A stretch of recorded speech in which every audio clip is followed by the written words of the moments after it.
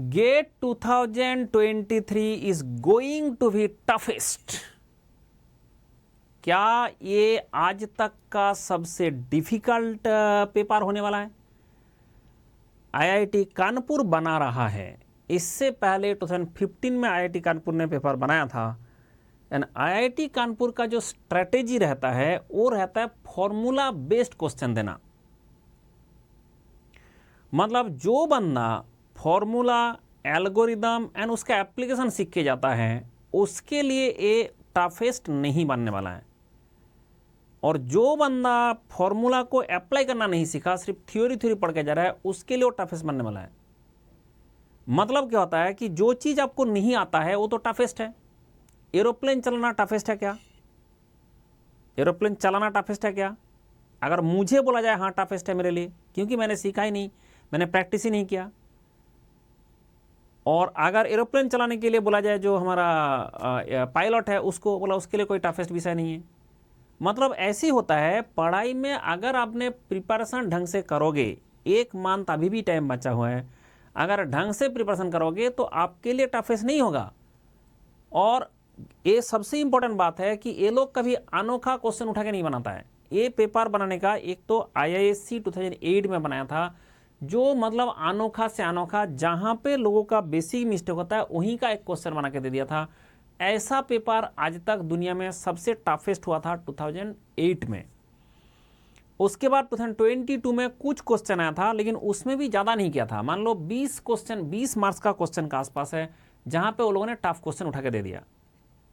But IIT Kanpur का standard है कि they will not give very tough question. लेकिन ऐसा भी नहीं गेट मूंगफली है भाई तुम इंजीनियर बन रहे हो, मूंगफली थोड़ी देगा। मतलब ऐसा भी तो नहीं है कि देश का top cream talent of the country है, उसके लिए एकदम सारे इजी क्वेश्चन दे दिया जाए। ये भी नहीं है और टफ भी नहीं है। मतलब paper will be moderate, paper will be formula based. बस ये जिसने समझ गया paper will be formula based, that is the main focus करे। एंड जिसने ये फोकस कर लो कि paper will be formula based, मतलब इस बार का जो गेट होने वाला है उसमें फॉर्मूला बेस्ड क्वेश्चन भर भर के रहेगा। एंड ये भी है कि इन लोगों का देखा जाता है कि 1-2 क्वेश्चन आउट ऑफ सिलेबस भी देता है। 1 से 2 क्वेश्चन आउट ऑफ सिलेबस रहेगा। तो आप अगर वो 2 क्वेश्चन का बात करोगे तो 2 क्वेश्चन पकड़ने के लिए आपको गेट का सिलेबस डबल करना पड़ेगा, तब जाके आएगा। मतलब गेट का जितना सिलेबस कवर कर रहे हो उससे अगर डबल कर दिया जाए तब जाके वो 2 क्वेश्चन कवर होगा। तो 2 क्वेश्चन का तो टारगेट मत लो, 2 क्वेश्चन आएगा जो सिलेबस के बाहर से। एंड बाकी सारे क्वेश्चन सिलेबस के अंदर से रहेगा, फॉर्मूला बेस्ड रहेगा। एंड आपको मेन चीज़ है अच्छा से प्रिपरेशन लेना है। ऐसे प्रिपरेशन करें सो दैट आप फॉर्मूला को एप्लीकेशन सीखे। जैसे मैं बोलता हूँ एल्गोरिदम, जो एल्गोरिदम आपने सीख लिया तो उसके बाद कोई दिक्कत का विषय नहीं है। लेकिन इसमें सबसे टॉप विषय है मैकेनिक्स का ना, भर भर के क्वेश्चन आता है, चाहे वो फ्लूइड मैकेनिक्स हो चाहे इंजीनियरिंग मैकेनिक्स हो, इसका भर भर के। इसलिए देखोगे अनबायस टाइप का है, क्योंकि मैकेनिक्स का क्वेश्चन जनरली 5-6 मार्क्स का आता है। और 2015 में IIT ने 11 मार्क्स का इंजीनियरिंग मैकेनिक्स का क्वेश्चन दे दिया, जो आज तक का हाईएस्ट है। तो ये लोग क्या करता है, जो फॉर्मूला बेस्ड है ना, तो जो इंजीनियरिंग मैकेनिक्स है उसमें फॉर्मूला बेस्ड क्वेश्चन बनाया जा सकता है, इसलिए वहाँ पे भर भर के क्वेश्चन दिया जाता है। तो आपको क्या करना है ना, आपको सीधा जो टॉपिक है वो टॉपिक लिस्ट में, मेरा जो टॉपिक लिस्ट है उसमें फोकस करना है। उसके बाद क्वेश्चन जो भी आता है फॉर्मूला बेस्ड में फोकस करना है। जैसे अभी मैंने मैथमेटिक्स का कोर्स कंप्लीट किया, 64 लेक्चर दिया मैंने। 64 लेक्चर के अंदर 2500 गेट का क्वेश्चन, टफ से टफेस्ट, जितना 30 ईयर्स में क्वेश्चन आया था।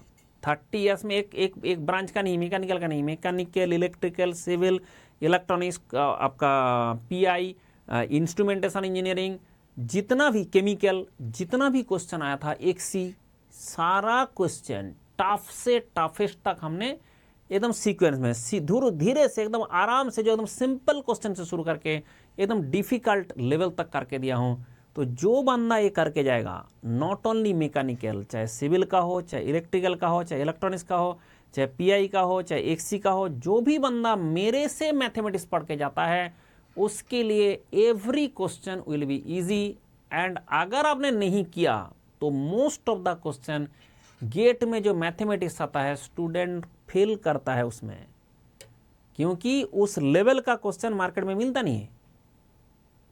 जो लेवल का गेट में क्वेश्चन बनाता है मैथमेटिक्स का, उस लेवल का मार्केट में मिलता नहीं है, और मार्केट में जो मिलता है वो गेट का स्टैंडर्ड का होता नहीं है। अब उसके कारण आप चाहे किताब से पढ़ोगे, किताब किसने लिखा? सर किताब लिखा है फॉर यूनिवर्सिटी एग्जाम।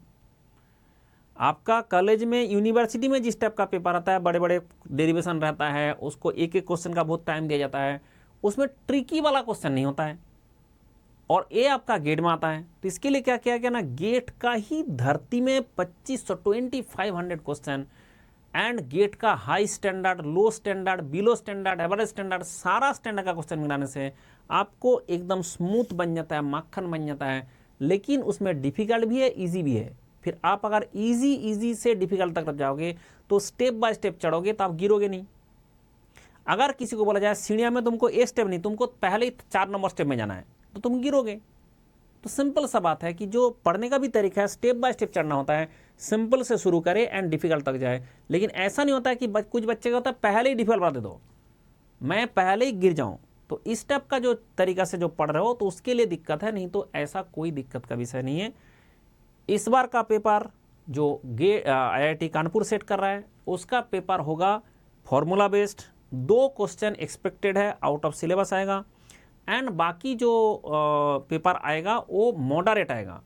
उसमें 30 से 35% जो क्वेश्चन आएगा वो बिल्कुल सिंपल आएगा, जिसको कोई भी कर सकता है। फिर उसके बाद 30 से 40 मार्क्स का क्वेश्चन आता है, वो मॉडरेट रहता है। फिर 10 मार्क्स का क्वेश्चन रहता है मोस्टली हार्ड, एंड फिर ऊपर में 15 to 20 मार्क्स का क्वेश्चन रहेगा जो डिफिकल्ट रहेगा। तो इसको हम ऐसे करके सीक्वेंस बना सकता है, एंड फॉर्मूला बेस्ड क्वेश्चन रहेगा। इसलिए आप खुश होकर प्रिपरेशन करते रहे, टेस्ट देते रहे, गलती से सुधारते रहे। AIMT जो हमारा ऑल इंडिया मॉक टेस्ट हो रहा है उसमें आप ज्वाइन कर ले, सो दैट आपको एक बार गेट देने से पहले गेट देने का एक्सपीरियंस हो जाए, एग्जैक्टली गेट की तरह एक्सपीरियंस आपको मिलेगा। तो ऑल इंडिया मॉक टेस्ट में ज्वाइन कर ले। ओके, चलो bye bye, take care, and डरना नहीं, अभी से डरना नहीं। पेपर टफ आएगा सोच के डरना नहीं, पेपर जो है मॉडरेट आएगा, लेकिन टफ भी नहीं होगा। और उसके लिए आप अगर प्रिपरेशन करके जाओगे आपके लिए ईजी लगेगा, और जो प्रिपरेशन करके नहीं जाएगा उसके लिए डिफिकल्ट लगेगा।